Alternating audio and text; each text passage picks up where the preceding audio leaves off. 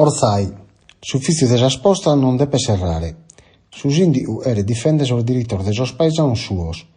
In Orsai, da in marzo de anno olau, po more de custa pesta, sas postas italianas han deciso de aperre sos ufficios pezzi 3 voltas a saída. Non è de accordo su sindicu de Sabidda, Maria Maddalena Agus, ha iscritto una lettera sul dirigente de sas postas e vinse su prefetto di Nugoro, Luca Rotundi, po difende sos diritos de sos paisanos suos, dimandando is uffici postali in Orsai a perza cada die. Por rispetto de las regulas de su Covid, poden entrare in sos ufficios 2 personas via, 60 parate in fora, vinzas andano listo a su turno, s'ammontonano tutto paris e rischia su contagio a su virus. Su passamento per umano es por as personas de una certa edade.